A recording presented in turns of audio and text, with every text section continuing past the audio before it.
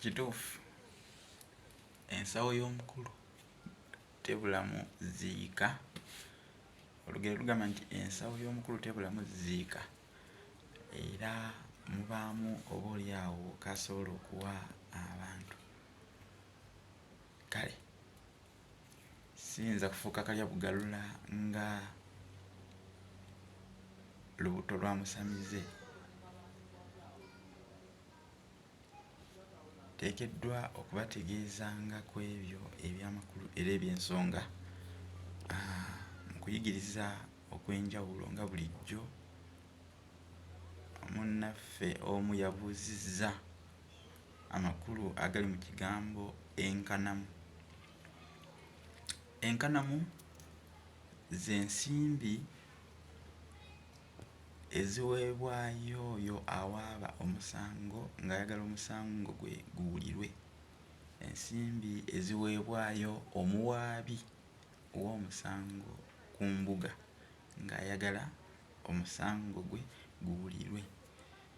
Ensimbi zino era tuziyita empaabi. Empaabi ensimbi eziweebwayo omuwaabi w'omusango ng'ayagala omusango gwe guwulirwe. Empaabi. Lwaki baziyita enkanamu? Enkanamo kigambo kya lulimi Luganda, kitegeeza eddiba ly'embuzi. Kati ensimbi zino baziyita enkanamu olw'okuba nti nno edda baatwalanga ddiba ery'embuzi ku mbuga lye baatwalanga ng'enkanamu.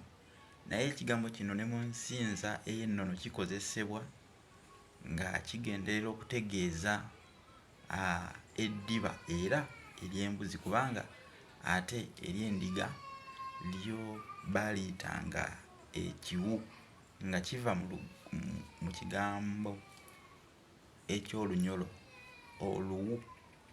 Oluwu kitegeeza ddiba. Ekiwu ly'eddiba ly'endiga. Naye ate ekigambo ekiwu kirina amakulu amalala ge kiwa. Ekifo we baaliridde amaliba Kabaka w'alinnya ng'atudde ku Nnamulondo kye tuyita ekiwu kya Kabaka. Era ekigambo ekiwu kirina amakulu amalala mu lulimi olulunnyanja. Ekifo omuntu w'asinziira okusena amazzi agalegama mu lyato kiyitibwa ekiwu.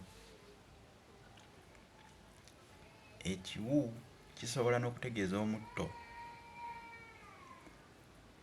Oluganda lugagga. Nandazzeemukko naye mbadde njagala ebigambo byonna abantu babitegere bulungi. Twavudde ku nkanamu tuutuo ku kiwu, oluwu n'ebirala. Kankomeko wano kubanga nandyogedde bingi naye ate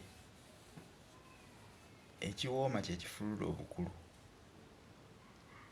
Ndidda ne mbalaba ng'aliddezaamu nnyo, sijja kukukumuka nga mmandwa ŋŋenyi oba okukukumuka nga asamidde musisi.